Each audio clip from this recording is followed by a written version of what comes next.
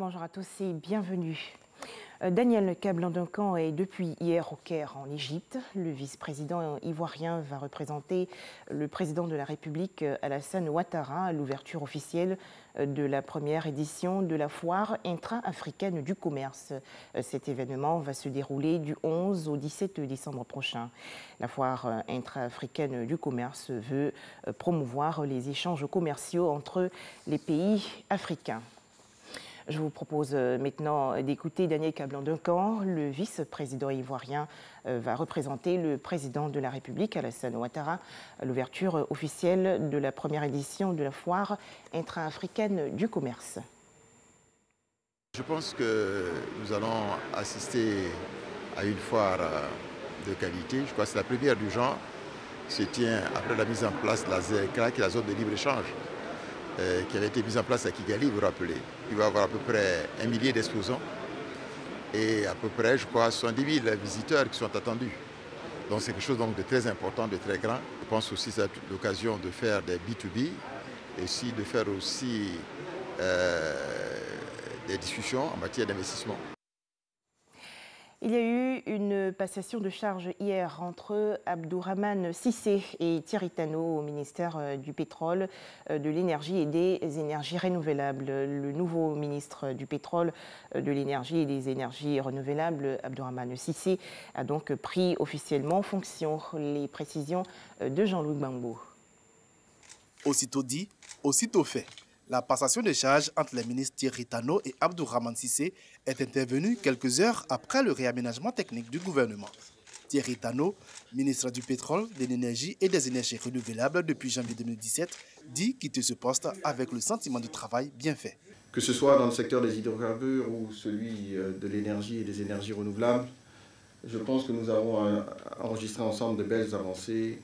Il reste beaucoup de travail à accomplir et le président de la République et le Premier ministre en sont tout à fait conscients. Voilà pourquoi ils ont choisi l'excellence pour diriger le ministère. Sourire, échange d'amabilité, cette cérémonie supervisée par le secrétaire général du gouvernement s'est déroulée dans une ambiance bon enfant, tout en ayant à l'esprit les futurs défis à relever dans ce ministère. Il y a un programme phare qui a été lancé par le chef de l'État qui fait partie de son programme de campagne, qui est celui de l'électrification de l'ensemble des localités de plus de 500 habitants. Et je sais pouvoir compter sur vous pour que ce programme puisse connaître une fin à la fin de l'année 2019.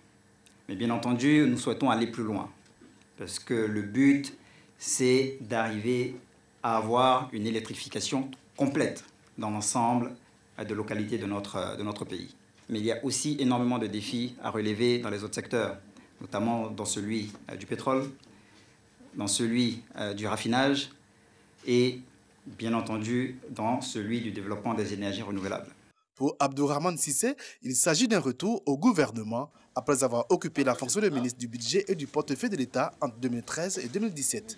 Il était jusqu'à ce 10 décembre 2018 ministre conseiller spécial auprès du président de la République.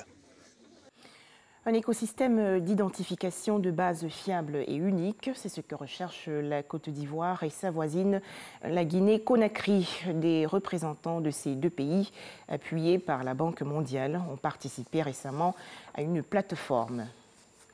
Oslo, la capitale de la Norvège, a accueilli hier la remise officielle du prix Nobel de la paix 2018. Dans son discours, l'un des lauréats, le médecin congolais Denis Mukwege, a dénoncé les violences, massacres et viols qui perdurent depuis plus de 20 ans dans son pays, la République démocratique du Congo.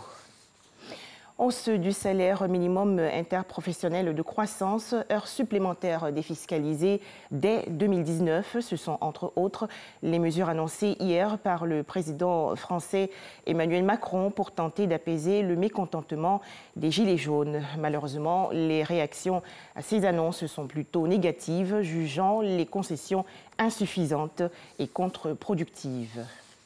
Enfin, la première ministre britannique a reporté le vote sur l'accord conclu avec l'Union européenne sur le Brexit, prévu initialement aujourd'hui, mardi 11 décembre. Theresa May redoutait un camouflet de la part des députés britanniques majoritairement hostiles à ce texte. À Bruxelles, en Belgique, la situation agace alors que l'incertitude pèse sur le Brexit. Voilà donc pour l'essentiel de ce flash d'information. Je vous retrouve à 13h dans le cadre du journal.